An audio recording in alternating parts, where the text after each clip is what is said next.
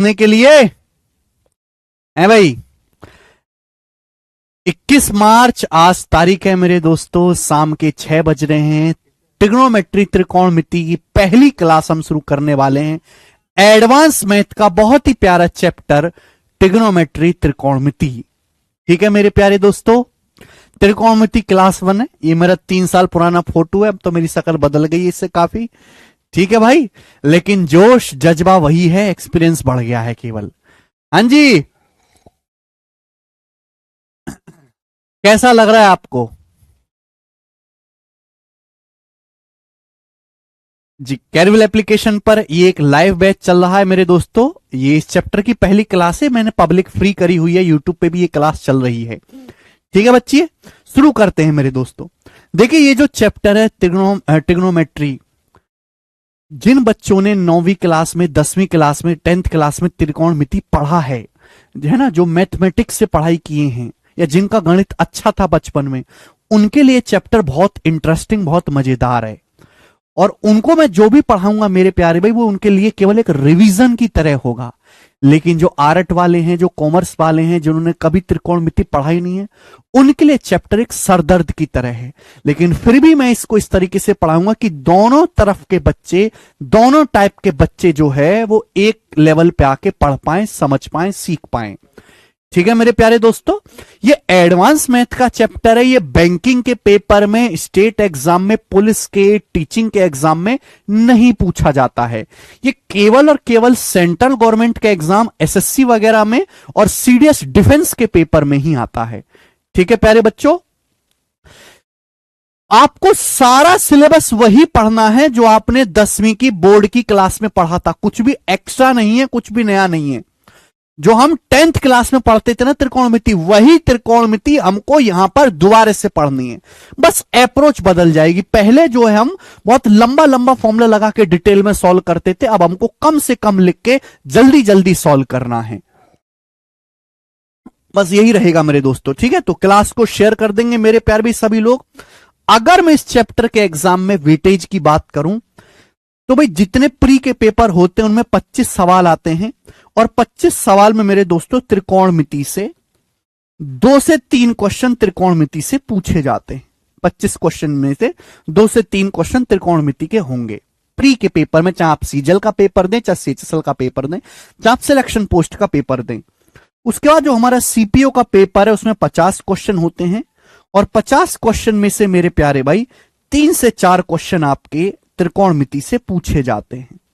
ठीक है, अब देखो अब तो प्री के बाद मेंस भी होने लगा है, सीजल में भी मेंस होता है, सीएचएसएल में भी मेंस होता है, 30 क्वेश्चन का मेंस होता है। तो 30 क्वेश्चंस में से आपके 2 से 3 सवाल त्रिकोणमिति के आते हैं। ठीक है, मैं वेटेज की बात बता रहा हूं। जो हमारा सीडीएस का पेपर है, डिफेंस का जो पेपर है मेरे दोस्तों, बहुत सारे स्टूडेंट हमारे सीडीएस क्रैक किए हुए हैं, उसमें 100 क्वेश्चंस आते हैं सीडीएस में, और उसमें मेरे दोस्तों 10 से 12 क्वेश्चन त्रिकोणमिति के होते हैं। सीधे सीधे हमेशा 10 से 12 सवाल त्रिकोणमिति के पूछे जाते हैं। तो ये इस चैप्टर का वेटेज है। थोड़ा लेंदी चैप्टर है क्योंकि हमको 10th क्लास का सारा त्रिकोणमिति यहां पर दोबारा से पढ़ना है। ट्रिग्नोमेट्री बिल्कुल दोबारा से पढ़ना है।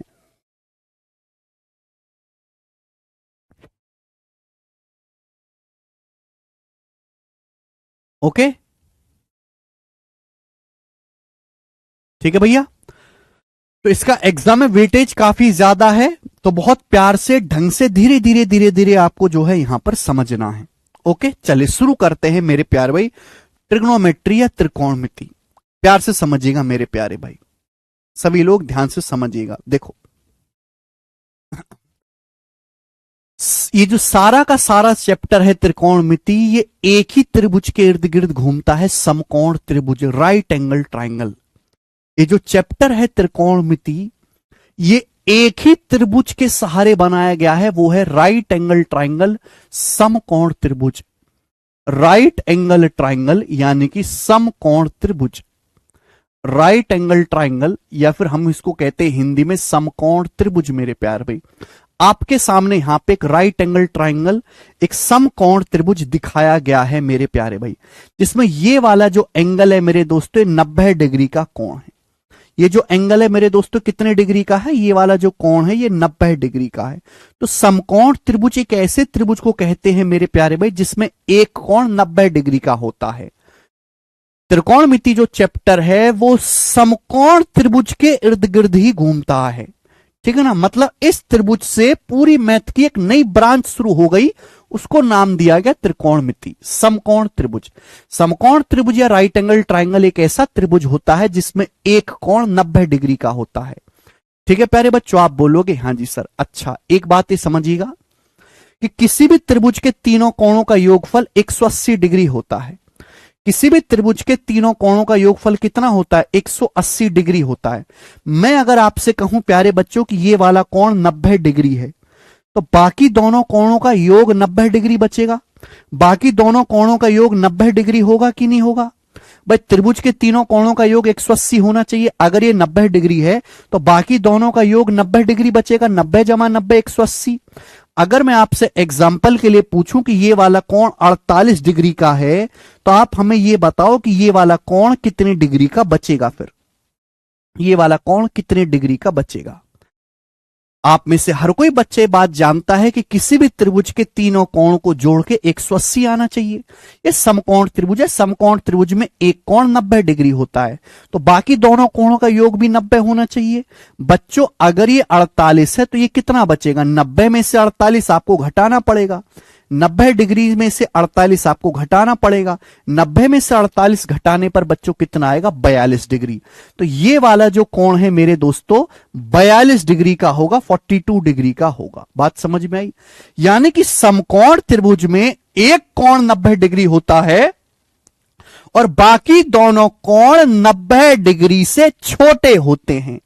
बाकी दोनों कोण 90 डिग्री से छोटे होते हैं, इसलिए हम इनको एक्यूट एंगल या फिर न्यून कोण कहते हैं। क्या बोलते हैं बेटा? एक्यूट एंगल, या हिंदी में हम लोग इसको कहते हैं न्यून कोण। न्यून कोण का मतलब है अगर कोई कोण 90 डिग्री से छोटा है, 90 डिग्री से छोटे कोण को एक्यूट एंगल या फिर न्यून कोण कहा जाता है। ठीक है जी।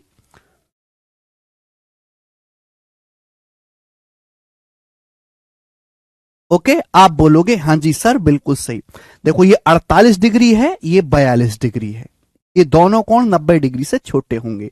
तो समकोण त्रिभुज में एक कोण 90 डिग्री का होता है और बाकी बचे दो जो कोण है वो हमेशा ही 90 डिग्री से छोटे होंगे। उनको हम एक्यूट एंगल या फिर हिंदी में न्यून कोण कहते हैं। आप बोलोगे जी बिल्कुल सही, मैं आपकी बात को अच्छी तरीके से समझ गया। तो बच्चों आपके सामने मैंने यहां पे एक समकोण त्रिभुज बनाया, सभी को साफ साफ दिखाई दे रहा है, जिसमें ये वाला कोण 90 डिग्री है। ये कोण है?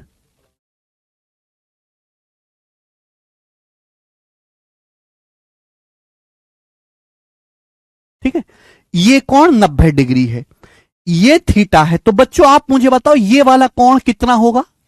जल्दी से जवाब दीजिएगा, ये वाला कोण कितने डिग्री का होगा? बताइए जल्दी से। हमने बड़ी छोटी सी बात आपसे पूछी कि एक समकोण त्रिभुज है जिसमें एक कोण हमेशा 90 डिग्री का होगा। उस त्रिभुज को समकोण त्रिभुज या राइट एंगल कहते हैं जिसमें एक कोण 90 डिग्री हो। ये कोण 90 डिग्री है। बच्चों माना ये वाला कोण थीटा है, ये वाला कोण थीटा है, तो बताइए ये वाला एंगल कितने डिग्री का होगा? आप ये बात अच्छी तरीके से जानते हैं कि किसी भी त्रिभुज में तीनों कोणों का जो योगफल है वो हमेशा 90 डिग्री का होता है। तीनों कोणों का योगफल हमेशा 180 डिग्री होता है। अगर ये 90 डिग्री है तो बाकी दोनों को जोड़ के भी 90 आना चाहिए, तभी तो 90 जमा 90 180 होगा। अगर ये थीटा है तो ये वाला कोण 90 डिग्री माइनस थीटा होगा। बोलो बात समझ में आई? आप बोलोगे हाँ जी सर बात समझ में आई। यहां तक किसी बच्चे को कोई परेशानी? ठीक है। एक थीटा एक 90 माइनस थीटा। अब आगे चलते हैं। देखो समकोण त्रिभुज में 3 भुजाएं होती है मेरे प्यारे में। मैं इस वाले कोण के लिए बात कर रहा हूं, मैं बात कर रहा हूं इस वाले कोण थीटा के लिए। मैं बात कर रहा हूं मेरे प्यारे भाई इस वाले कोण थीटा के लिए। मैं इस थीटा के बारे में जिक्र करूंगा थीटा के लिए, ठीक है ना। अब ध्यान सुनिएगा, समकोण त्रिभुज में 3 भुजा होती हैं। ये जो 90 डिग्री का कोण है इसके सामने वाली भुजा को हम लोग कहते हैं हाइपोटेनस, हिंदी में कहते हैं कर्ण, और इसको हम H से डिनोट करते हैं। 90 डिग्री के सामने वाली भुजा को, यानी कि इसको हम हाइपोटीनस कहते हैं, हिंदी में इसको कहते हैं कर्ण। और मजे की बात यह है कि ये समकोण त्रिभुज की तीनों भुजाओं में सबसे बड़ी भुजा होती है। ये समकोण त्रिभुज की तीनों भुजाओं में सबसे बड़ी भुजा होती है मेरे प्यारे भाई। बात समझ में आई? आप बोलोगे हां जी सर बात समझ में आ गई, कोई दिक्कत नहीं है। तो समकोण त्रिभुज में जो कोण 90 डिग्री है, इसके सामने वाली भुजा को हम हाइपोटेनस या हिंदी में कर्ण कहते हैं, इसको एच से निर्देशित करते हैं। समकोण त्रिभुज की तीनों भुजाओं में यह हमेशा सबसे बड़ी भुजा होती है। मैं बात कर रहा हूं इस कोण थीटा के लिए मेरे दोस्तों। तो इस कोण थीटा के लिए ये एक्यूट एंगल, ये एक न्यून कोण थीटा, ये न्यून कोण थीटा है। तो इस न्यून कोण, इस एक्यूट एंगल थीटा के लिए, इस न्यून कोण थीटा के लिए इसके सामने वाली जो भुजा है मेरे दोस्तों वो हमेशा परपेंडिकुलर या लंब होती है। इस वाले कोण के लिए इसके जो सामने वाली भुजा है वो परपेंडिकुलर या हिंदी में लंब कहलाती है, और इसको हम P से डिनोट करते हैं। इस वाले कोण थीटा के लिए जस्ट सामने वाली जो भुजा है, इस कोण थीटा के लिए उसके सामने वाली जो भुजा है वो हमेशा परपेंडिकुलर या लंब कहलाती है, और इसको हम P से डिनोट करते हैं। क्या बोलते हैं मेरे दोस्तों? इसको हम P से डिनोट करते हैं। चलिए, थीटा से सटी हुई जो साइड है, जो बिल्कुल थीटा से सटी हुई भुजा है, जो थीटा से बिल्कुल चुपकी हुई है, भाई 90 डिग्री के सामने तो कर्ण हो गया, इसका तो जिक्र ही खत्म हो गया। जो इस थीटा से चुपकी हुई जो साइड है ये वाली, इसको हम क्या बोलते हैं? बेस बोलते हैं, आधार बोलते हैं। कि ये थीटा के लिए मेरे दोस्तों बेस है, आधार हिंदी में कहते हैं। इसको हम B से डिनोट करते हैं। सभी को समझ में आ गया? आप बोलोगे हां जी सर बिल्कुल सही। ठीक है बच्चों, किसी को कोई परेशानी? इसमें कोई भी परेशानी नहीं है। तो समझने की बात यह है कि 90 डिग्री के सामने वाली भुजा हमेशा हाइपोटेनस कर्ण होती है, त्रिभुज की सबसे बड़ी भुजा होती है।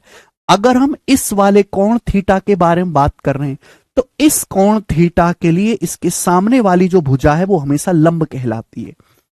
इस कोण थीटा के लिए मेरे दोस्तों सामने वाली जो भुजा है वो क्या कहलाती है? परपेंडिकुलर लंब कहलाती है। थीटा से जो सटी हुई साइड है वो बेस आधार कहलाती है। ऐसा अपने मन में बिल्कुल मत बिठाना कि ये भुजा नीचे है तो ये बेस हो जाएगी, और ये भुजा मेरे दोस्तों खड़ी है तो ये लंब हो जाएगी। ऐसा नहीं है। अगर बच्चों मैं आपके सामने एक समकोण त्रिभुज बनाता हूं इस प्रकार से, मैंने आपके सामने एक समकोण त्रिभुज बनाया जिसमें ये वाला कोण 90 डिग्री है, तो इतनी बात क्लियर है कि 90 डिग्री के सामने वाली जो भुजा है हाइपोटेनस यानी कि कर्ण होती है। बात क्लियर है।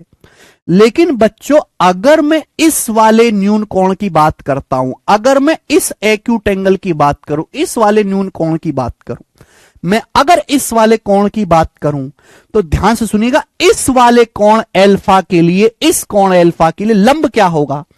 इस कोण एल्फा के लिए लंब क्या होगा? तो इस कोण एल्फा के लिए सामने वाली जो भुजा है ये लंब होगी मेरे प्यारे भाई। समझ में आया? आप बोलोगे हां जी सर। हम जिस कोण की बात कर रहे हैं उसके लिए उसके सामने वाली भुजा लंब होती है, उससे सटी हुई भुजा बेस होती है। तो इस कोण एल्फा के लिए उसके सामने वाली भुजा मेरे प्यारे भाई ये लंब होगी, और इस एल्फा से जुड़ी हुई, इस एल्फा से जुड़ी हुई ये वाली भुजा जो है मेरे दोस्तों ये बेस होगी, ये बेस होगी। सभी को समझ में आया? तो अपने मन से डाउट, ये वहम बिल्कुल निकाल दीजिए कि नीचे लिखा हुआ, ये नीचे पड़ा हुआ है तो इसको आधार कहेंगे, ये खड़ा है तो इसको लंब कहेंगे। ऐसा नहीं है। अगर हम इस कोण थीटा के लिए बात कर रहे हैं तो थीटा के सामने वाली भुजा लंब होगी, ये बेस होगी। लेकिन अगर मैं इस कोण एल्फा के लिए बात करूंगा तो एल्फा के जस्ट सामने वाली ये जो भुजा है ये लंब होगी, और एल्फा से सटी हुई ये जो भुजा है ये बेस यानी कि आधार होगी। समझ में आया? ये बेसिक है।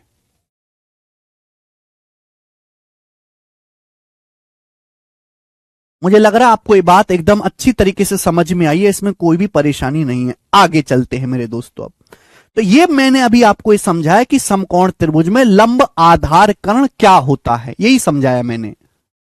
ठीक है, और कुछ नहीं बताया। लंब आधार कर्ण मैंने आपको समझाया। आगे चलते हैं दोस्तों। अब आपको पता है कि समकोण त्रिभुज में एक बहुत फेमस थ्योरम होती है जो हर बच्चे को बचपन से बुढ़ापे तक मार मार के पढ़ाई जाती है। बताओ कौन सी थ्योरम है ऐसी? समकोण त्रिभुज में एक ऐसी पॉपुलर थ्योरम है बहुत पॉपुलर थ्योरम जो बचपन में बच्चों को मार मार के पढ़ाई जाती है। समकोण त्रिभुज उस थ्योरम के बिना अधूरा सा है।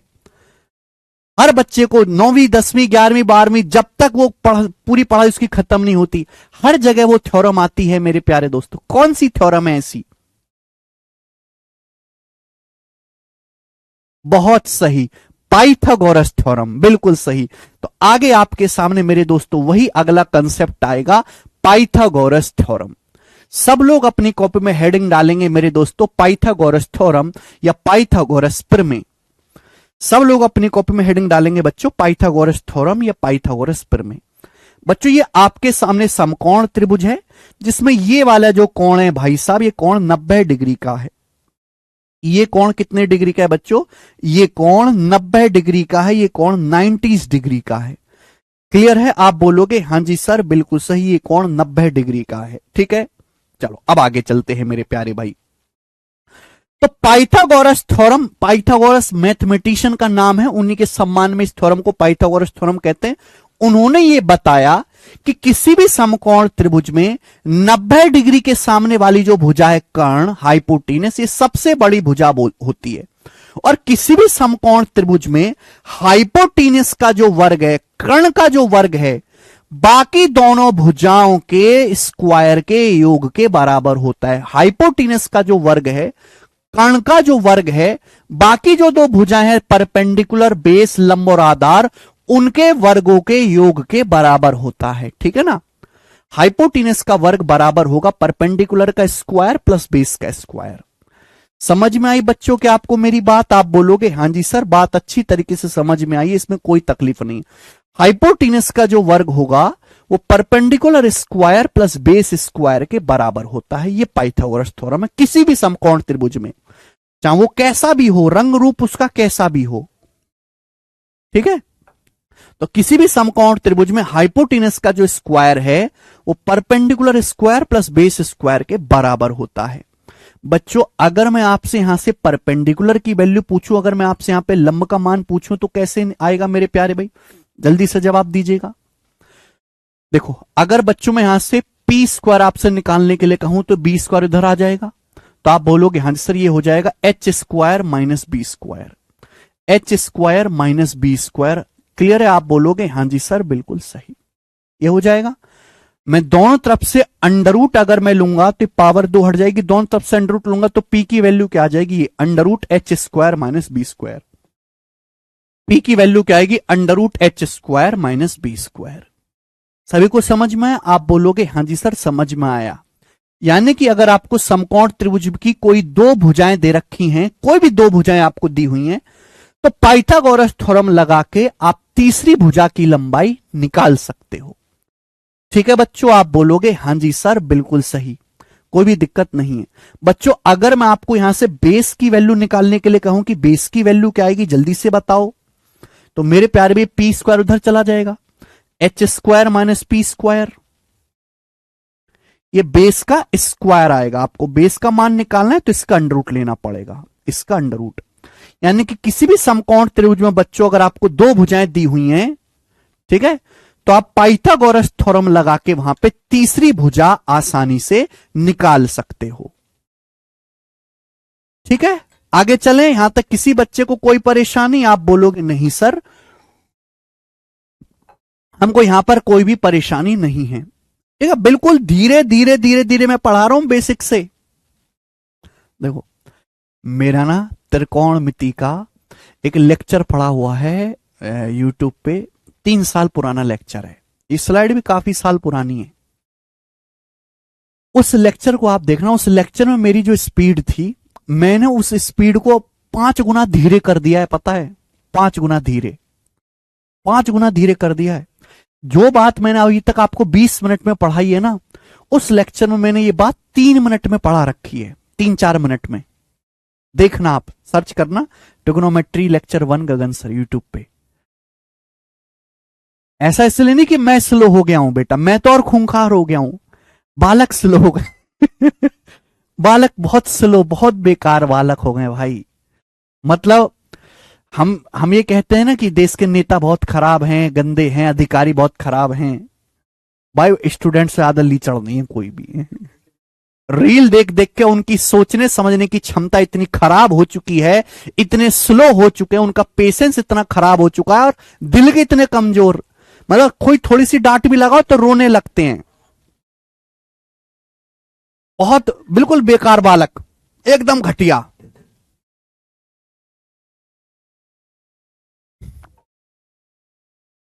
क्योंकि जब से रील्स वाला फीचर आया ना, बच्चे का फोकस बहुत खराब हो गया है। वो 1 मिनट से ज्यादा कुछ देख ही नहीं सकता सच्ची में। जैसे जैसे समय बीतता जा रहा है, बच्चों का जो है अटेंशन पावर बहुत कम हो रही, बहुत वीक हो गई है। चलो, इसलिए जिस बात को समझाने में पहले हमको 3-4 मिनट लगते थे, आज हमको उस बात को समझाने में 15 मिनट लगते हैं। उसमें भी बच्चे बेसिक मांगते हैं। अब बताओ इसमें क्या बेसिक पढ़ाएं, बताइए हैं?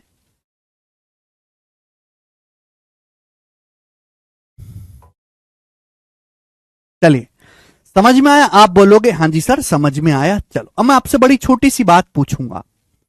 चलिए, जैसे स्टूडेंट, मेरा सवाल आपसे यह है कि एक समकोण त्रिभुज है, ये एक समकोण त्रिभुज है मेरे प्यारे भाई, ये एक समकोण त्रिभुज है जिसमें ये भुजा 3 है, ये 4 है। तो आप मुझे बताओ ये इसका हाइपोटेनस कितना होगा? जल्दी से जवाब दो, फटाफट बताएं। ये 3 है मेरे प्यारे बच्चों, ये 4 है। तो मेरा सवाल ये है मेरे प्यारे भाई कि इसका हाइपोटेनस यानी कि इसका कर्ण क्या होगा मेरे दोस्तों? जल्दी से। तो आप क्या करोगे बेटा, यहां लगाओगे आप पाइथागोरस थ्योरम। जैसे मुझे इसका कर्ण निकालना है, हमें इसका कर्ण निकालना है, तो कर्ण कैसा आएगा मेरे प्यारे भाई? पाइथागोरस लगाओगे थ्योरम तो ये हो जाएगा 3 का स्क्वायर प्लस 4 का स्क्वायर। तो मेरे प्यारे बच्चों क्या आ जाएगा? 9 + 16 25। 3 का वर्ग 9, 4 का वर्ग 16, 9 + 16 25। तो 25 का वर्ग 25 का रूट कितना आ जाएगा? 5। तो पाइथागोरस थ्योरम लगा के इस हाइपोटेनस कर्ण की लंबाई कितनी आ गई बेटे? 5 सेंटीमीटर आ गई। आगे की नहीं आ गई? आप बोलोगे हाँ जी सर बिल्कुल सही। आगे एक और चीज मैं आपसे पूछता हूं कि बच्चों ये आपके सामने एक समकोण त्रिभुज है, एक समकोण त्रिभुज है जिसमें ये वाला कोण 90 डिग्री है। बच्चों ये भुजा 13 सेंटीमीटर है, ये भुजा 12 है।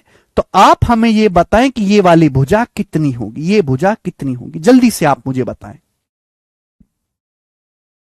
ये भुजा कितनी होगी? फटाफट बताइएगा बच्चों, ये भुजा कितनी होगी? 13 है, ये 12 है। तो आप कैसे निकालोगे?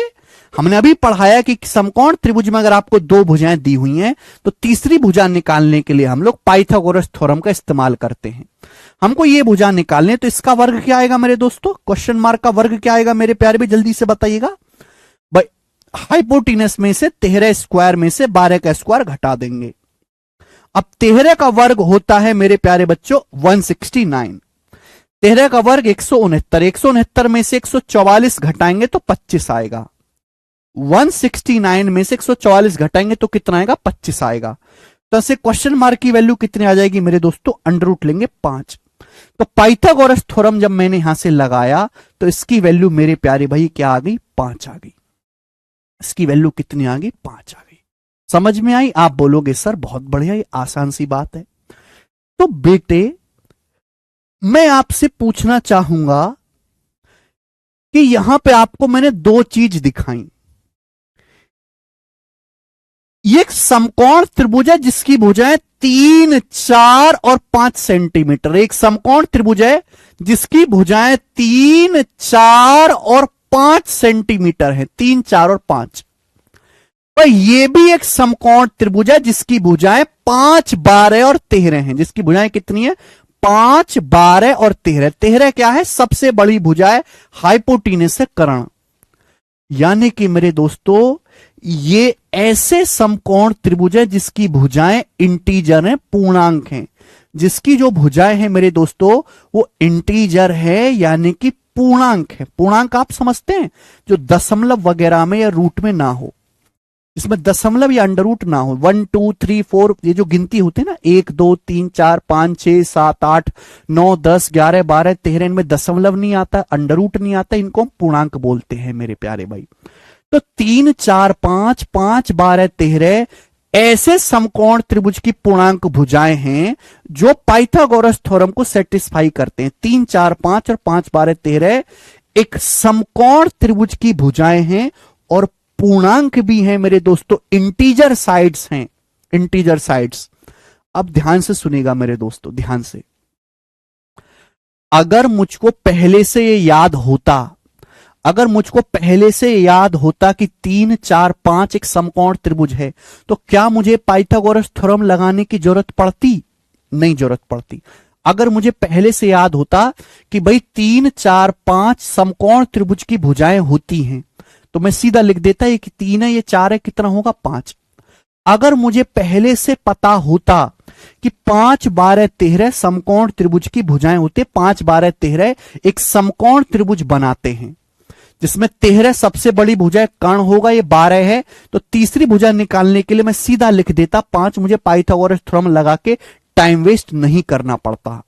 तो मेरे प्यारे भाई, समकोण त्रिभुज की इंटीजर साइड, ऐसी इंटीजर साइड्स, ऐसी पूर्णांक भुजाएं जो पाइथागोरस थ्योरम को संतुष्ट करती हैं और एक राइट एंगल ट्राइंगल समकोण त्रिभुज बनाती हैं, हम उनको पाइथागोरन ट्रिपलेट कहते हैं। तो सब लोग अपनी कॉपी में हेडिंग डालेंगे मेरे बच्चों, पाइथागोरन ट्रिपलेट।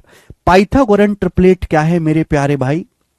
ध्यान से सुनिएगा सभी बच्चे, पाइथागोरन ट्रिपलेट, ध्यान से मेरी बात को सुनिएगा। पाइथागोरन ट्रिपलेट का मतलब ऐसी इंटीजर साइड, ऐसी पॉजिटिव इंटीजर, ऐसे धनात्मक पूर्णांक जो पाइथागोरस थ्योरम को सेटिस्फाई करते हो, ऐसी पॉजिटिव इंटीजर्स, ऐसी धनात्मक भुजाएं जो पाइथागोरस थ्योरम को संतुष्ट करते हो और एक राइट एंगल ट्राइंगल और एक समकोण त्रिभुज बनाते हो, हम उन्हें पाइथागोरन ट्रिपलेट्स कहते हैं, हम उन्हें पाइथागोरन ट्रिपलेट्स कहते हैं। सब लोग कॉपी में उतार लीजिए। जैसे कि एग्जाम्पल के लिए मेरे प्यारे भाई 3 4 5, एग्जाम्पल के लिए 3 4 5, 3 4 5 ऐसी 3 पॉजिटिव भुजाएं हैं, 3 4 5 ऐसी 3 पॉजिटिव इंटीजर वैल्यू हैं, ऐसी 3 पॉजिटिव पूर्णांक हैं जो एक समकोण त्रिभुज बनाते हैं। अगर मैं एक ऐसा त्रिभुज बनाता हूं जिसकी भुजाएं 3 4 5 है, तो हमेशा समकोण त्रिभुज बनाएगा। और 3 4 5 पाइथागोरस थ्योरम को सेटिस्फाई करते हैं, क्योंकि 3 का वर्ग प्लस 4 का वर्ग हमेशा 5 के वर्ग के बराबर होता है। तो पाइथागोरन ट्रिपलेट धनात्मक पूर्णांक का एक ऐसा सेट है जो ए स्क्वायर प्लस बी स्क्वायर बराबर सी स्क्वायर नियम में फिट बैठता है, यानी कि पाइथागोरस थ्योरम को संतुष्ट करता है और एक राइट एंगल ट्राइंगल, एक समकोण त्रिभुज बनाता है। मतलब ऐसी 3 भुजाएं जो पाइथागोरस थ्योरम को संतुष्ट करें और एक समकोण त्रिभुज बनाएं, ऐसी 3 पूर्णांक भुजाओं को, ऐसी 3 इंटीजर साइड्स को हम एक पाइथागोरन ट्रिपलेट कहते हैं। जैसे कि एक बहुत बेसिक एग्जांपल है 3 4 5। दूसरा मैंने आपके सामने एग्जांपल लिया 5 12 13। 5 12 13 को देखते तुरंत दिमाग में घंटी बजनी चाहिए कि एक समकोण त्रिभुज है। 5 12 13 भुजाओं से अगर मैं एक त्रिभुज बनाऊंगा तो हमेशा एक समकोण त्रिभुज बनेगा, क्योंकि 5 12 13 जो है वो पाइथागोरस थ्योरम को सेटिस्फाई करता है। 5 का वर्ग प्लस 12 का वर्ग हमेशा ही 13 के वर्ग के बराबर होता है। आप बोलोगे हां जी सर बिल्कुल सही, कोई परेशानी नहीं है। अब आप कहोगे सर इनका फायदा क्या है? हम निकाल लेंगे पाइथागोरस थ्योरम से, इनको याद रखने का फायदा क्या है? देखो बच्चों, अगर आपको ये वैल्यू ट्रिपलेट पहले से याद रहेंगे तो आपको बार बार पाइथागोरस थ्योरम नहीं लगानी पड़ेगी और आप जल्दी जल्दी खटाखट सवालों में कैलकुलेशन कर पाओगे। तो मेरे दोस्तों, आपको बहुत सारी ऐसी वैल्यूज याद करनी पड़ेंगी जिससे आपको बार बार पाइथागोरस थ्योरम ना लगानी पड़े और आप जल्दी जल्दी मेरे दोस्तों कैलकुलेशन कर पाएं।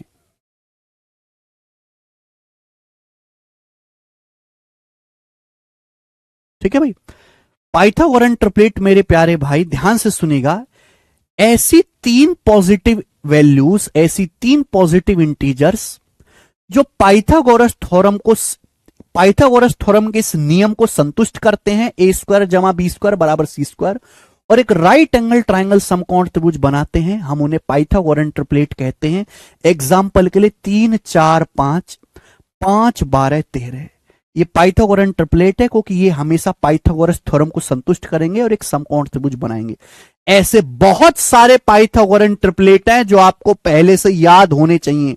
अगर आपको ये पहले से याद होंगे मेरे प्यारे भाई, तो एग्जाम में आपका समय बचेगा बार बार कैलकुलेशन करने का। आपको बार बार पाइथागोरस थ्योरम लगा के टाइम वेस्ट नहीं करना पड़ेगा, आप सेकंड्स में निकाल पाओगे भुजाएं। ठीक है, जैसे आप अपनी कॉपी में उतार लो मेरे दोस्तों। सबसे पहला ट्रिपलेट है 3 4 5। सबसे पहला ट्रिपलेट है मेरे प्यारे भाई 3 4 5। फिर अगला है 5 12 13। अगला है बेटा 5 12 13। ये दोनों मैंने आपको समझा भी दिए हैं। उसके बाद अगला है 7 24 25। 7 24 25।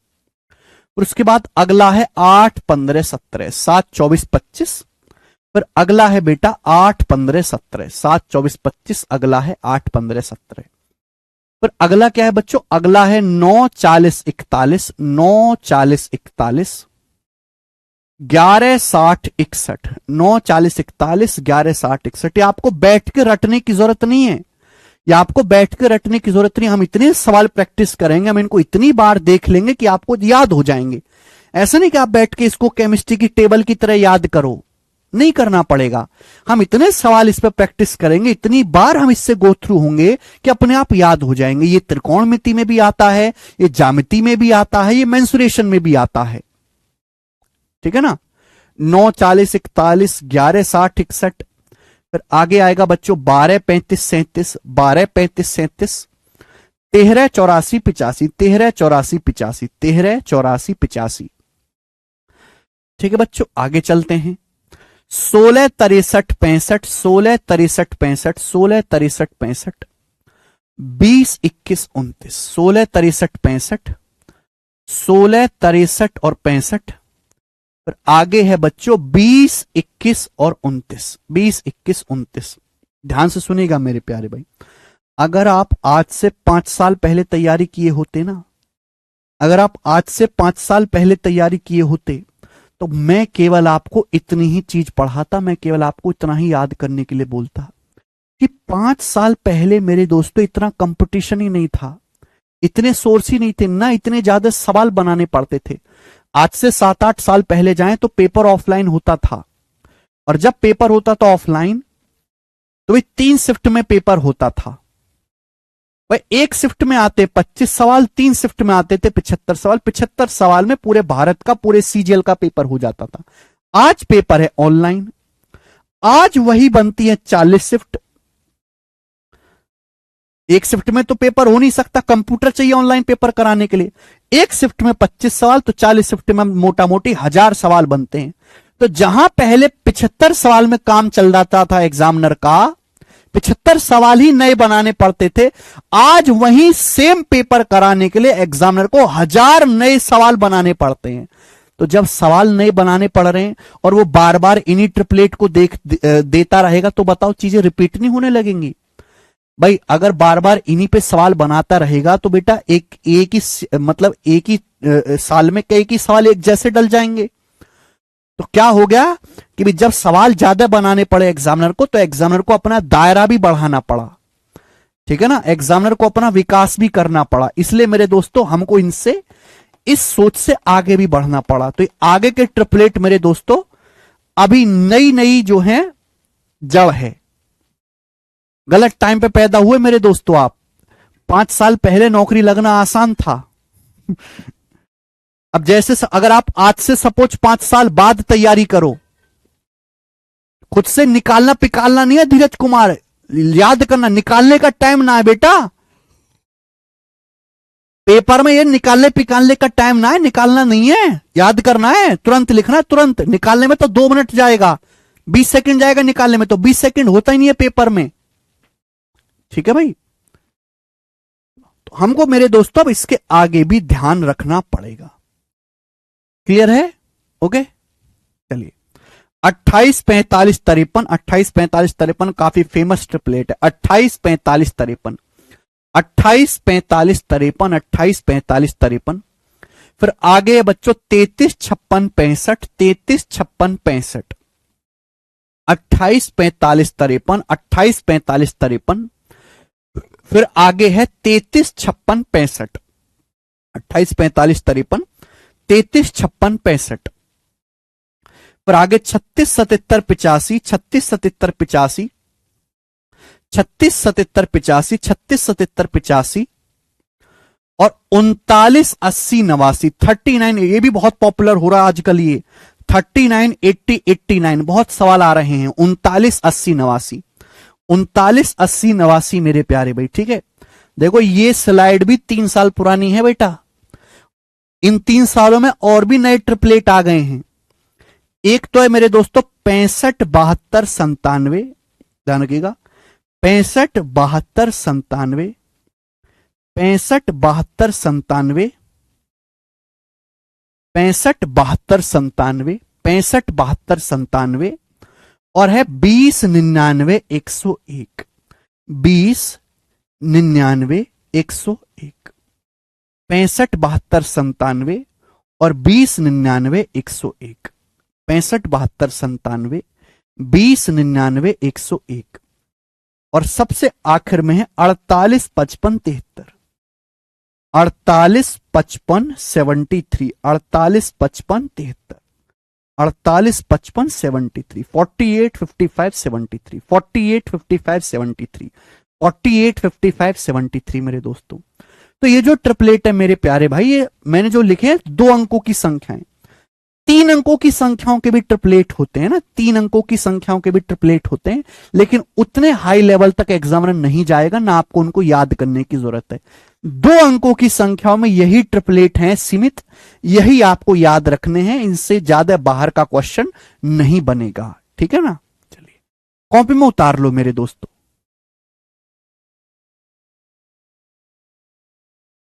कॉपी में उतार लो।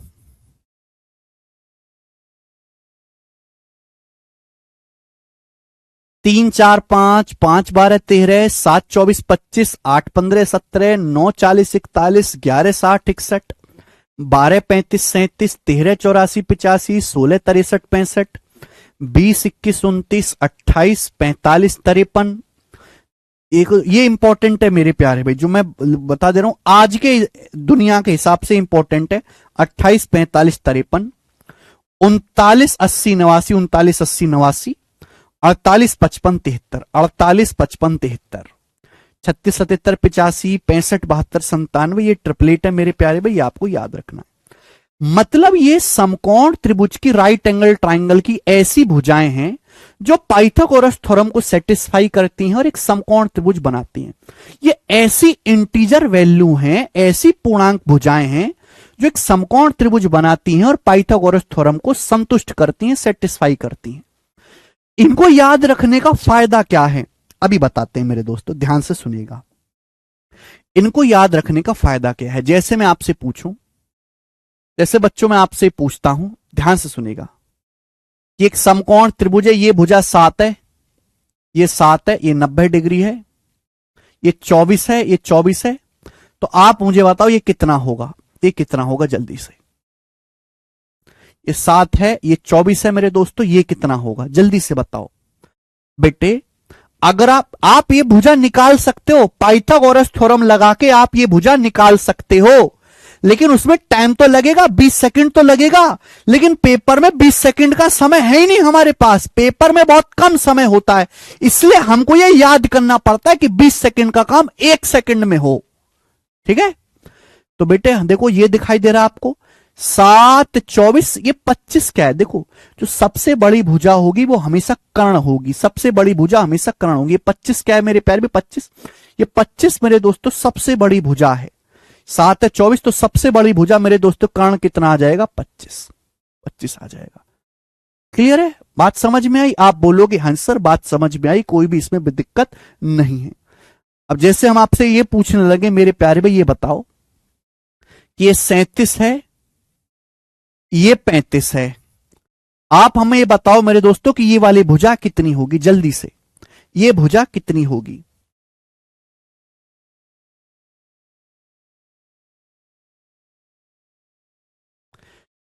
ये भुजा मेरे प्यारे बच्चों कितनी होगी, 37 है, ये 35 है, आप हमें जवाब देंगे बच्चों कि ये वाली भुजा कितनी होगी। तो आपको ये बात अच्छी तरीके से समझनी चाहिए कि भाई 37 देख के ये 37, 12, 35, 37 एक ही ट्रिपलेट मुझे दिखाई दे रहा है। सबसे बड़ी भुजा 37 है, एक भुजा 35 है, तो तीसरी भुजा क्या बची फिर 12। तीसरी भुजा मेरे दोस्तों कितनी बची 12, तो ये वाली भुजा 12 आ जाएगी। समझ में आया बच्चों? यहां तक किसी को कोई परेशानी, कोई तकलीफ? हाँ जी, आप बोलो नहीं सर बिल्कुल बहुत सही, मजा आ गया, कोई भी दिक्कत नहीं है। ठीक है भाई, आगे चलते हैं। बच्चों मैं आपसे पूछता हूं कि ये भुजा 89 है, ये 30 है, आप मुझे बताओ ये भुजा मेरे दोस्तों कितनी होगी, ये वाली कितनी होगी, जल्दी से बताइएगा कितनी होगी। अब आपको फायदा नजर आ रहा है मेरे दोस्तों यहां पे ट्रिपलेट याद रखने का, क्योंकि पाइथागोरस लगाएंगे टाइम लगेगा मेरे दोस्तों। याद रहेगा तो 1 सेकंड में कर पाओगे। तो देखो 89 को देख के मेरे प्यारे भाई यहां पर एक ही ट्रिपलेट मुझे दिखाई दे रहा है, ये वाला 89, ये 89 है मेरे प्यारे भाई। अभी सॉरी मैंने 30 गलत लिख दिया, 39 है, 39 है, ये 39 है। 89, एक भुजा 39 दी हुई, तो तीसरी भुजा क्या बची? तीसरी भुजा बची मेरे दोस्तों 80, तो ये वाली जो भुजा है मेरे दोस्तों 80 हो जाएगी, 80। ये वाली भुजा जो है ये 80 हो जाएगी। क्लियर है? सभी को ध्यान रहेगा मेरे दोस्तों? आप बोलोगे हां जी सर, सभी को ध्यान रहेगा और आप समझ पाए कि भाई इंटरप्लेट का फायदा क्या है। अच्छा जी, आगे चलते हैं मेरे दोस्तों, नेक्स्ट कंसेप्ट।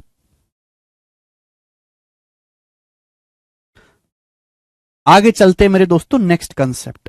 ध्यान से सुनिएगा मेरे प्यारे भाई, और आप खुद ही विजुलाइज कर पाओगे इस चीज को।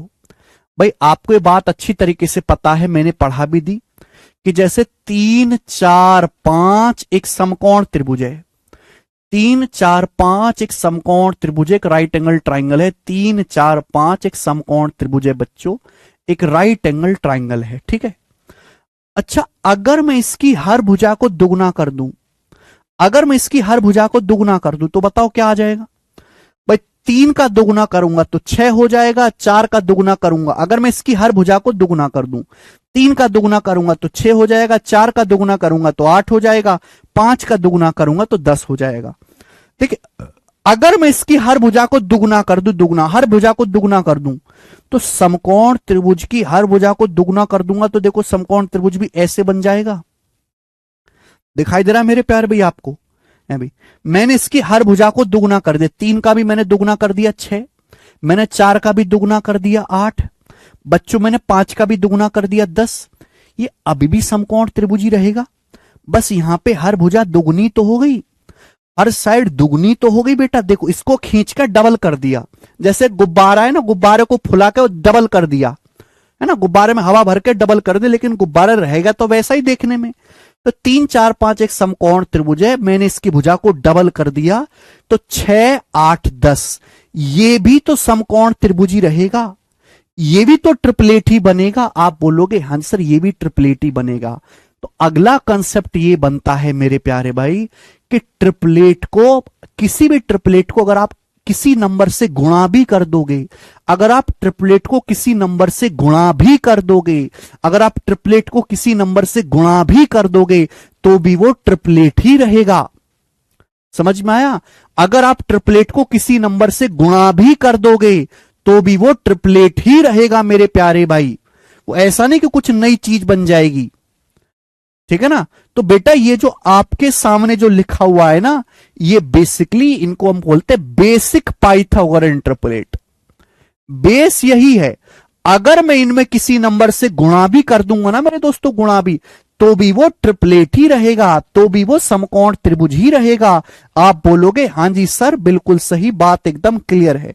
एग्जाम्पल अभी दिखाता हूं बच्चों मैं आपको। जैसे बच्चे हमको पता है कि 3, 4, 5 एक समकोण त्रिभुज है, यह है बेसिक ट्रिपलेट। 3, 4, 5 एक समकोण त्रिभुज है, एक राइट एंगल ट्राइंगल है, एक पाइथागोरन ट्रिपलेट है।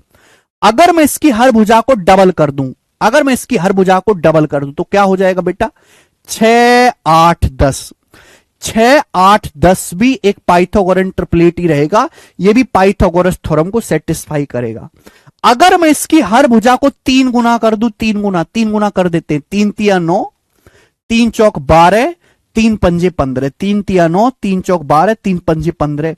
ये भी मेरे प्यारे बच्चों समकोण त्रिभुजी रहेगा, ये भी ट्रिपलेटी रहेगा, ये भी पाइथागोरस थ्योरम को सेटिस्फाई करेगा। 9 12 15 भी ट्रिपलेटी रहेगा। अगर आप गौर से देखो तो 9 का वर्ग जमा 12 का वर्ग बराबर होता है 15 का वर्ग। 9 का वर्ग 81, 12 का वर्ग 144, दोनों को जोड़ेंगे तो 15 का वर्ग 225 आएगा। ठीक है भाई, समझ में आया? आप बोलोगे हाँ जी सर। अगर मैं इसमें 4 से गुणा कर दूं मेरे प्यारे भाई, तो 4 तिया 12, 4 चौक 16, 4 पंजे 20, ये भी ट्रिपलेटी होगा, ये भी समकोण त्रिभुज की भुजाएं होंगी, 12 16 20। बात को समझे? आप बोलोगे सर बिल्कुल समझे, मजा आ गया। अगर बेटे मैं इसका 5 गुना कर दूं, 5 गुना मैं इसमें 5 से गुणा कर दूं तो भी ये ट्रिपलेटी रहेगा। 5 तिया 15, 5 चौक 20, 5 पच्चे 25, ये भी ट्रिपलेटी रहेगा। तो बेटा ये सब आपको याद करने की जरूरत नहीं है, ये तो इसी से पैदा हुए हैं। याद क्या रखना है आपको? 3 4 5, 3 4 5। 3 4 5 क्या है? एक बेसिक ट्रिपलेट है, बेसिक ट्रिपलेट। ये 3 4 5 को 2 गुना कर दो, 3 गुना कर दो, 4 गुना कर दो, 5 गुना कर दो। 3 4 5 में आप √7 से गुणा कर दो, √7 से गुणा कर दो 3 4 5 में, तो 3 √7, 4 √7, 5 √7, ये भी ट्रिपलेटी रहेगा, ये भी समकोण त्रिभुज की भुजाएं रहेंगी, ये भी समकोण त्रिभुज की भुजाएं हैं। इनको हम बोलते हैं मेरे दोस्तों ड्राइव्ड ट्रिपलेट, यानी कि बेसिक ट्रिपलेट से पैदा हुई चीज है ये। समझ में आया? आप बोलोगे हाँ जी सर, ये बात अच्छी तरीके से समझ में आई है कि अगर आप ट्रिपलेट को किसी नंबर से गुणा भी कर दोगे तो भी वो पाइथागोरन ट्रिपलेट ही रहेगा, तो भी वो समकोण त्रिभुज बनाएगा, पाइथागोरस थ्योरम को सेटिस्फाई करेगा। तो कुछ बच्चे जो कह रहे थे ना कि सर 6 8 10 तो लिखा ही नहीं आपने, 6 8 10 अलग से नहीं होता मेरे प्यारे भाई। किसी भी नंबर से गुणा करो, आधे से, दशमलव से, रूट से, कोई फर्क नहीं पड़ता।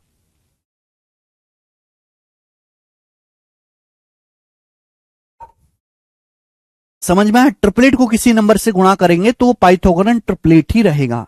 ठीक है भैया? अब देखिए इसका इस्तेमाल हम कैसे करेंगे, ध्यान से सुनो मेरे प्यारे भाई, सब लोग प्यार से समझिएगा। जैसे मैं आपसे सवाल पूछता हूं, मैं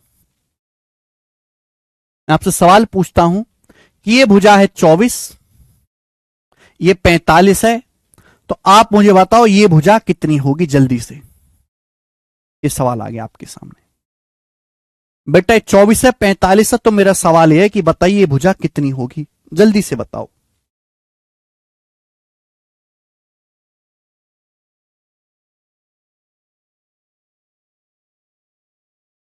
ये 24 है 45 है, आप कहोगे सर ये तो आपने कोई ट्रिपलेट लिखवाया ही नहीं, ये भुजा 24 है 45 है तो कितनी होगी? तो आप क्या करो, आप 24 45 का अनुपात ले लिया करो। 24, आप 24 45 का रेशियो ले लो। किससे कट रहा है मेरे दोस्तों? 3 से कट रहा है। ये 24 45 किससे भाग हो रहा है? 3 से भाग हो रहा है। 3 से कितनी बार कट रहा है? 24 8 बार। 3 से 45 कितनी बार कट रहा है? 15 बार। तो मेरे दोस्तों मैं देखती समझ गया, ये 3 से, आप ये दोनों नंबर किससे भाग हो रहे हैं? 3 से।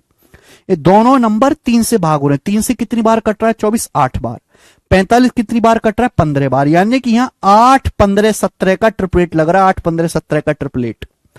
बस यहां पे 3 गुना है, 8 का 3 गुना 24, 15 का 3 गुना 45, तो यहां भी 17 का 3 गुना आएगा, 17 का 3 गुना आएगा 51, तो ये भुजा 51 होगी।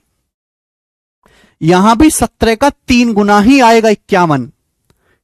8 15 17 का ट्रिपलेट लग रहा है मेरे दोस्तों, बस यहां पे 3 गुना लिख दिया, 3 या 24, 15 तिया 45, तो यहां भी 17 का 3 गुना आएगा 51। समझ में आया?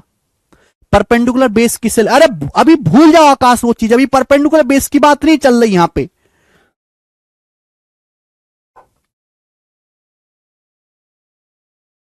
Okay, clear? यहां तक किसी बच्चे को कोई समस्या? आप बोलोगे जी सर यहां तक तो कोई प्रॉब्लम नहीं है, समझ में आया आसानी से, ठीक है ना? अच्छा, अब अगर मैं आपसे पूछूं कि भाई ये भुजा 12.5 है, ये भुजा 30 है, तो आप मुझे बताओ ये वाली भुजा कितनी होगी? जल्दी से जवाब देंगे। ये भुजा 12.5 है, ये 30 है, ये भुजा कितनी होगी? हाँ जी बताएं। 12.5 है, ये 30 है, तो ये भुजा कितनी होगी? भैया आप कहोगे सर आपने तो ये कोई ट्रिपलेट पढ़ा ही नहीं, तो आप मुझे बताइए 12.5 और ये 30 किस नंबर से कट रहा है?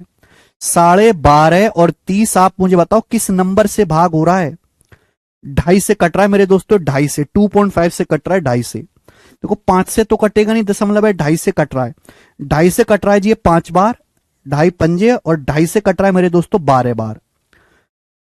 यानी कि मेरे दोस्तों ये 5 12 13 का ट्रिपलेट लग रहा है, 5 12 13 का ट्रिपलेट लग रहा है, 5 12 13 का ट्रिपलेट। बस यहां पे 2.5 गुना कर दिया है ना भाई। ये 2.5 से कट रहा है मेरे, अगर मैं इसको 2.5 से काट लूं तो ये 5 बार जाएगा, ये 2.5 से काटूं तो 12 बार जाएगा। तो बेसिकली यहां पे 5 12 13 का ट्रिपलेट लग रहा है, बस 2.5 गुना लिखा हुआ है। 5 का 2.5 गुना 12.5 है, 12 का 2.5 गुना 30 है, तो ये भी 13 का 2.5 गुना होना चाहिए। यहां भी 13 का 2.5 गुना होना चाहिए मेरे दोस्तों। कितना आएगा? तो 13 दूनी 26, और फिर 13 का आधा 6.5, 26 में 6.5 जोड़ेंगे 32.5। तो ये वाली जो भुजा है मेरे दोस्तों ये 32.5 आएगी, 32.5। बताइए मजा आया? हाँ जी, क्लियर? किसी को कोई समस्या? आप बोलोगे नहीं सर कोई भी समस्या नहीं है, बहुत आसान और सिंपल सी बातें यहां पर है, बहुत आसान, ठीक है ना। चलिए अब अगर मैं आपसे पूछ लूं कि ये भुजा है 2.4√3, ये भुजा 2.4√3 है, ये भुजा 7√3 है, आप मुझे बताओ ये वाली भुजा कितनी होगी? बताइए। बड़ा बड़ा अजीब अजीब सा डाटा ले रहे हैं। 2.4√3 है, 7√3 है, तो मुझे ये बताइएगा कि ये वाली भुजा कितनी होगी, जल्दी से।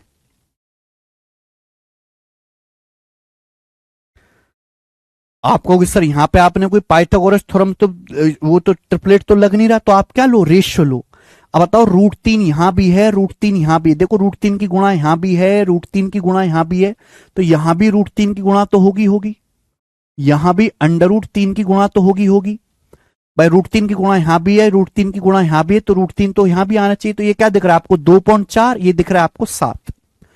2.4 और 7 का मुझको लेना है रेशियो, 2.4 और 7 का रेशियो लेना है। बताओ 2.4 और जब मैं 7 का रेशियो लूंगा, अनुपात ले लिया करो, आप इन दोनों भुजाओं का अनुपात ले लिया करो। किससे जा रहा है ये चला गया मेरे दोस्तों 12 और ये आ गया 35, 12 35 आ गया मेरे दोस्तों, बहुत सही। जब मैंने 2.4 और 7 का रेशियो लिया तो रेशियो 12 35 आ गया। यानी कि बच्चों यहां पर 12 35 12 35 37 का ट्रिपलेट लग रहा है। यहां पर 12 35 37 का ट्रिपलेट लग रहा है, 12 35 37 का। यहां पे जो ट्रिपलेट लग रहा है 12 35 37 का ट्रिपलेट लग रहा है। बस क्या हो कर दिया यहां पे? 12 दूनी 24 हो रहा है, 0.2 से गुणा कर दिए, 0.2 से गुणा कर दिए। 12 की 0.2 में गुणा करेंगे 2.4 आएगा, 35 की 0.2 में गुणा करेंगे 7 आएगा, 35 दूनी 70, और 0.2 की 37 में गुणा करेंगे 7.4। यानी कि ये भुजा जो होगी 7.4√3 होगी, 7.4√3।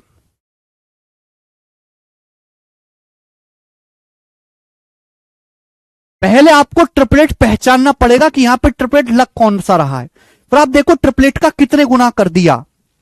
हमने जब रेशियो लिया 2.4 और 7 का जब अनुपात लिया, तो अनुपात लेने पर क्या आया? दशमलव से यहां 0 बढ़ जाती है, 12 रेशियो 35, 12 35 37 ट्रिपलेट होता है। तो मुझे पता चलेगा कि यहां 12 35 37 का ट्रिपलेट लग रहा है। लेकिन एक्चुअल में यहां 12 थोड़ा ना, तो 2.4 है, यहां 35 थोड़ा है, 7 है। बताओ कितने गुना? 12 में किससे गुणा करे कि 2.4 आए? 12 में किससे गुणा करे कि 2.4 आए? 0.2 से। 12 गुणा 0.2 2.4, 35 गुणा 0.2 7, और 37 गुणा 0.2 7.4। ठीक है, समझ में आया? ओके, यहां तक किसी बच्चे को कोई परेशानी? हाँ जी, ओके। सिंपल सा मैं आपसे पूछता हूं मेरे दोस्तों, ये बताओ ये कितना होगा मेरे दोस्तों? ये भुजा 1300 है, 1300। ये मेरे दोस्तों 1440 है, और आपसे पूछा गया कि ये वाली भुजा कितनी होगी। 1300 है, ये 1440 है, ये वाली भुजा कितनी होगी? बताओ, फटाफट आपको बताना है।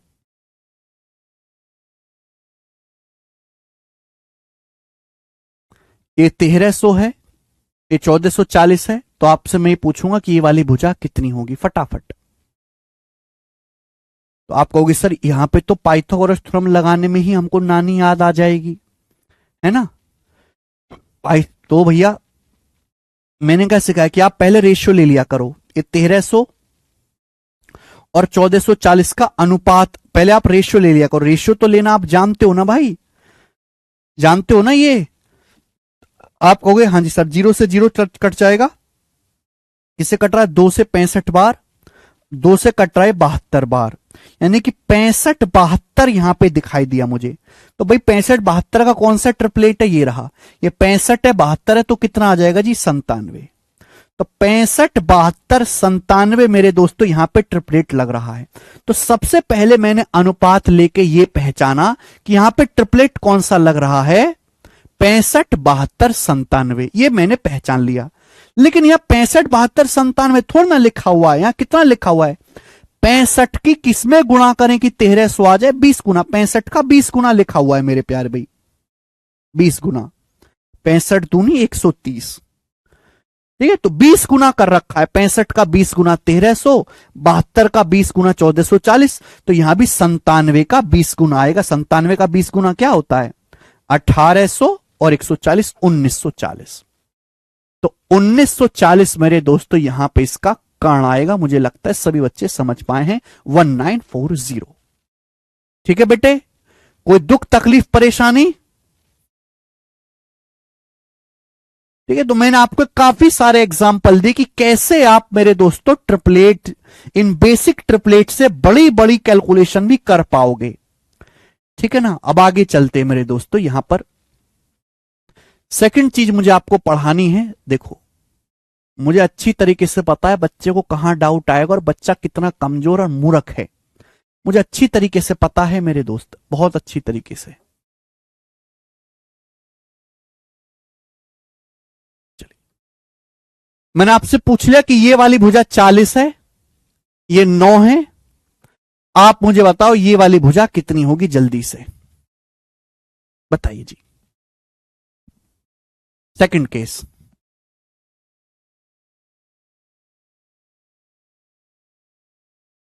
देखना आप कैसे कैसे आंसर बताओगे। ये समकोण त्रिभुज है, ये 40 है बेटा, ये 9 है, तो मेरा सवाल है कि बताओ ये वाली भुजा कितनी होगी। हमें अच्छी तरीके से पता है, मुझे पता है कि तुमको कहां डाउट है और तुम कितने बेकार बालक हो, है ना। 65 72 था नारायण सिंह जी, है ना।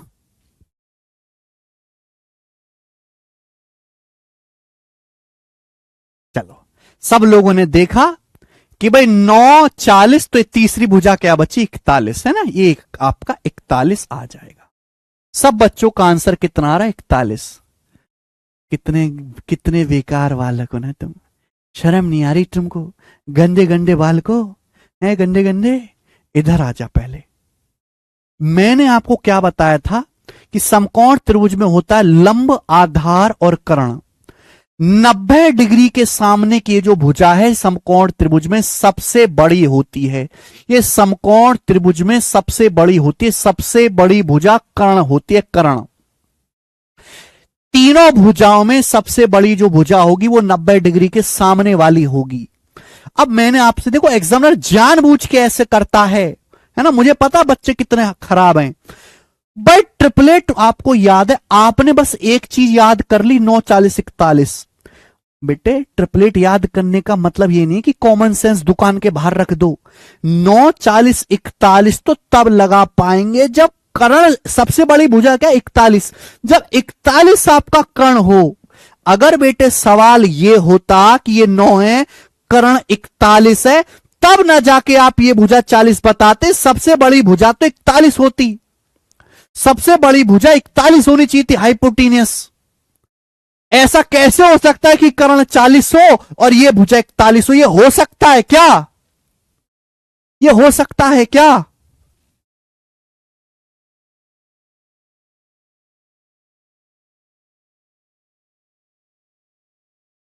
हम्म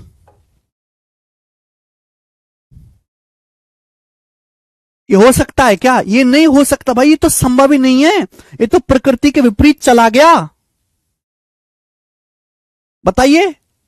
अरे भाई 90 डिग्री के सामने 40 है, 9 है, तो 41 कैसे हो जाएगा?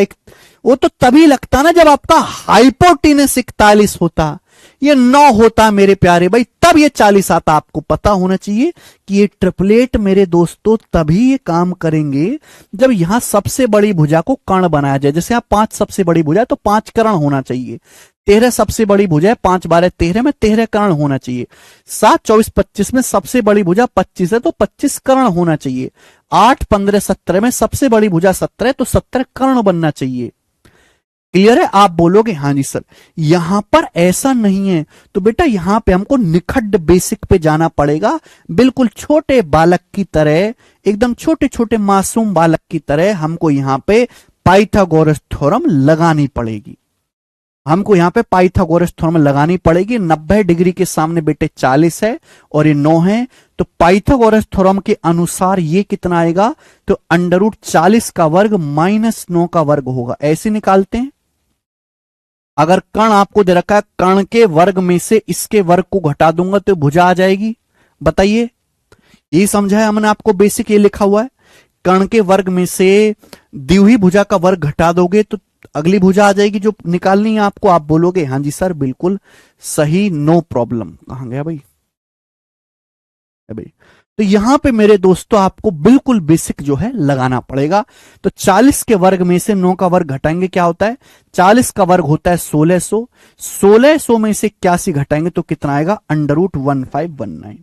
तो इस भुजा की जो वैल्यू है √1519 होगी, और ऐसी वैल्यू होती है भुजाएं की, मानो मेरी बात। ठीक है? तो ये आपका डाउट था मेरे प्यारे दोस्तों। ठीक है, ये डाउट आपको नहीं पता था, मुझे पता था। हाँ जी, क्लियर है? तो ये ट्रिपलेट तभी लगाएंगे जब हम यहां पे सबसे बड़ी भुजा को कर्ण बना के दिया गया हो। ठीक है जी, आप बोलोगे हाँ जी सर बिल्कुल सही। आगे चलते हैं। नेक्स्ट नेक्स्ट केस यहां पे बनता है, देखो बेसिक ट्रिपलेट आता है, आप तुरंत कर लोगे। बेसिक ट्रिपलेट से बनाए गए ट्रिपलेट आता है, आप तुरंत कर लोगे। ठीक है मेरे दोस्तों, वरना पाइथागोरस थ्योरम तो जिंदाबाद है ही। ठीक है ना? आगे चलेंगे। जरूरी थोड़ा ना है कि आपको हर सवाल में जो है ट्रिपलेट लगे ही लगे।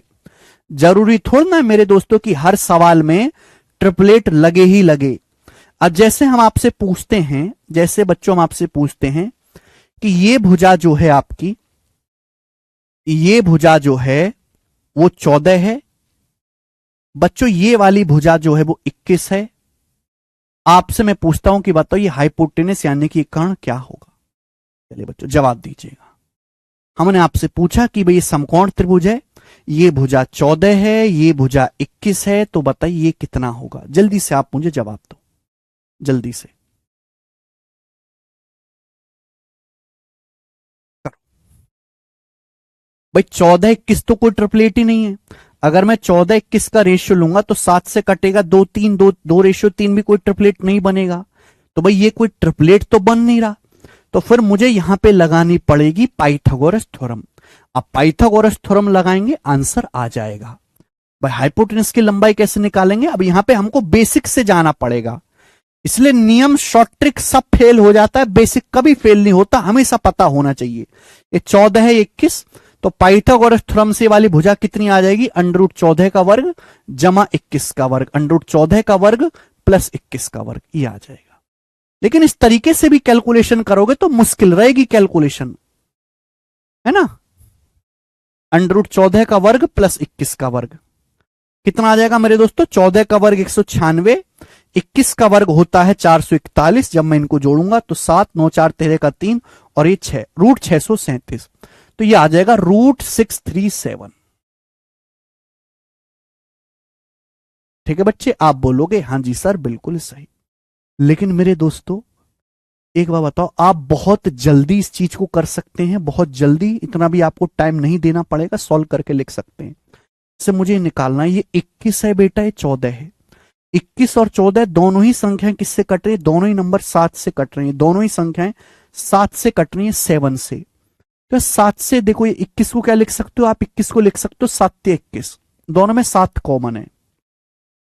14 को क्या लिख सकते हो? 7 दूनी 14। आप बोलोगे हाँ सर, दोनों ही संख्याएं 7 से कट रही है, दोनों में 7 कॉमन है। अब एक बात गौर से देखो, देखो बच्चों, 7 की गुणा यहां भी हो रही है, 7 की गुणा यहां भी हो रही है, 7 की गुणा लंब में भी है, 7 की गुणा आधार में भी है। तो हाइपोटीनस में भी 7 की गुणा होगी होगी, हाइपोटीनस में भी 7 की गुणा होगी होगी। और मेरे दोस्तों, केवल आप इस पे पाइथागोरस लगा लो, 2 पे और 3 पे। केवल आप 2 और 3 पे पाइथागोरस थ्योरम लगा लो। केवल आप 2 पे और 3 पे पाइथागोरस थ्योरम लगाओगे। भाई ये 90 डिग्री है, अगर ये 2 है 3 है तो कितना आ जाएगा? 2 और 3 under root 2 square plus 3 square, तो 4 9 13, तो 7 रूट 13। तो हाइपोटेनस की जो लंबाई आ जाएगी वो 7 रूट 13 आ जाएगी। बहुत जल्दी आप कर पाए और कम से कम कैलकुलेशन में कर पाए। 7 रूट 13, मुझे लगता है मेरे सारे भाई बहुत प्यार से, बहुत प्रेम भाव से इस बात को समझ पाए हैं। 7 अंडर रूट 13। ठीक है बच्चे, क्लियर? किसी को कोई परेशानी नहीं? भाई जो नंबर कॉमन है पहले आप उस नंबर को कॉमन ले लीजिए। जैसे मैं आपसे एक एग्जांपल और पूछता हूं, आपसे एक एग्जांपल और पूछते हैं कि जैसे भाई ये है भुजा 32 और ये वाली भुजा है मेरे दोस्तों 24, और हमने आपसे पूछा कि बताओ ये वाली भुजा कितनी होगी? ये 32 है, ये 24 है, तो ये सवाल है कि ये वाली भुजा कितनी होगी?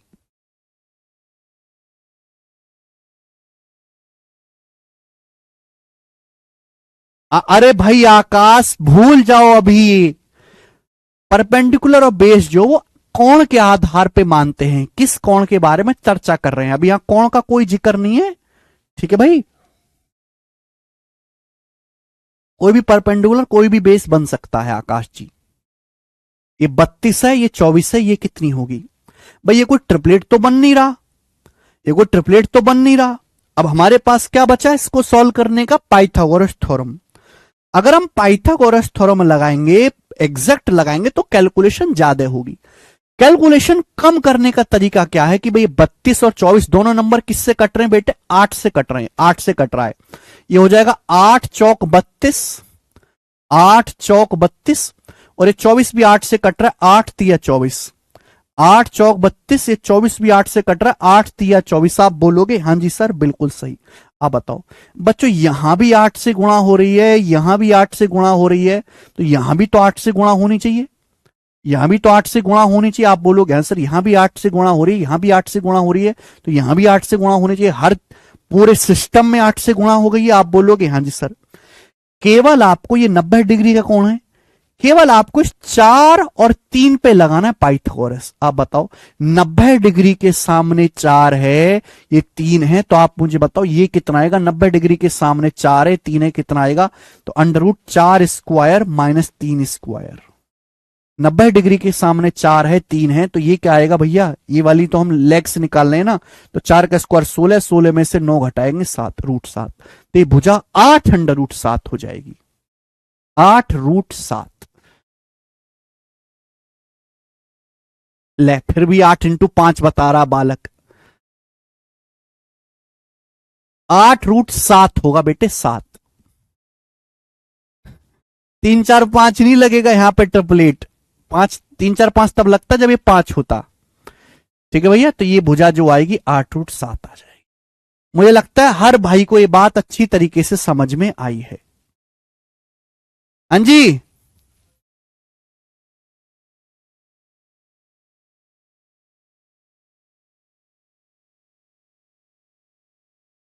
ओके चलिए।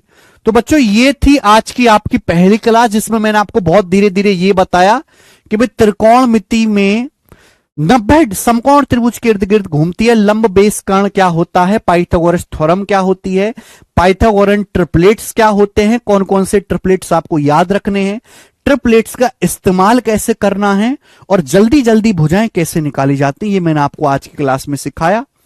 आज को हम यही विश्राम देते हैं मेरे दोस्तों।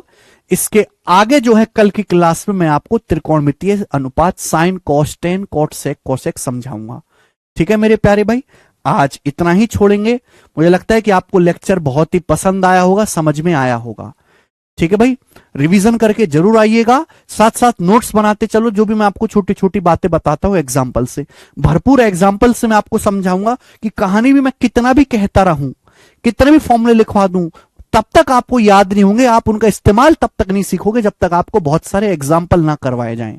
तो मैं एग्जाम्पल्स बहुत करवाऊंगा, क्वेश्चंस भी बहुत प्रैक्टिस करवाऊंगा, कि प्रैक्टिस से ही बच्चा सीखता है। ठीक है, आज इतना ही।